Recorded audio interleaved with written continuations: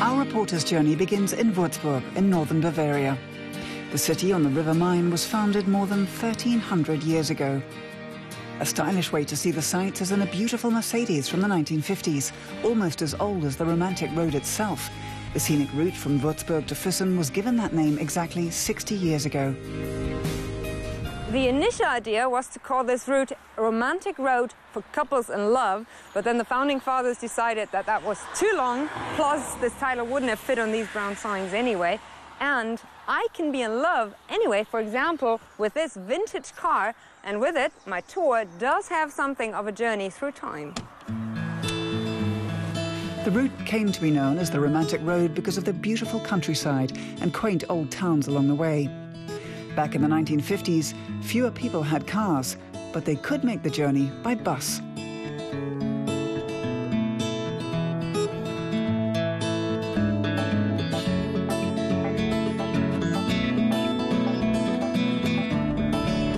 Nowadays, up to 25 million people every year come from all over the world to visit. There are bike paths along the entire route, and guided tours are available. Michael Spangenberger shows visitors the sights of Würzburg and also likes to talk about all the wonderful things you can see in town and along the way.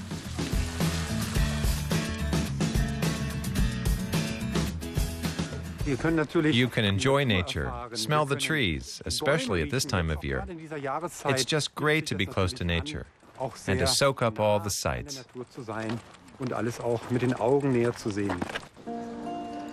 The bike path runs beside the regular road, but is somewhat longer.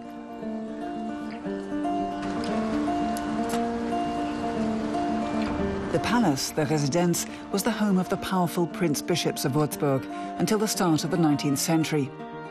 The fabulous frescoes on the ceilings are very famous. There is a lot of trompe-l'œil, which makes it hard to distinguish between painting and 3D reliefs.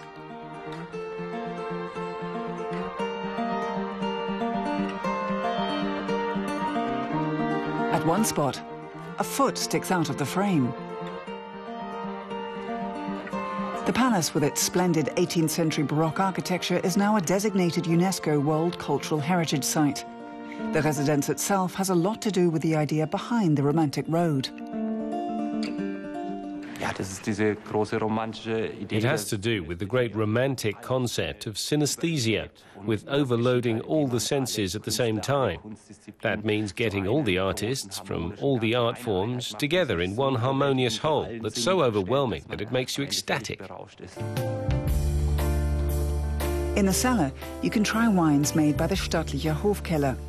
The state-owned winery produces 600,000 litres a year and is the third largest winemaker in Germany. The barrels, however, are empty, including this, the oldest one. But some of its erstwhile content still exists. There's one bottle left with the original vintage from the year 1540. What does it cost? Is it the oldest wine? Yes, it's the oldest. You can't really say what it costs. It's of historical value. A more recent vintage might actually be tastier. Beneath the massive vaults, visitors can taste the wines typical of the region, Franconia, or Franken in German. So Würzburg is something like the capital of the Franken wine, and the unique feature of this wine is this round bottle, in German called Boxbeutel. So I'm taking this bottle as a souvenir. From Würzburg, the Romantic Road heads south. A pleasant means of transport is a bus from the 1950s, like the ones those early tourists took back then, when the route was first officially opened.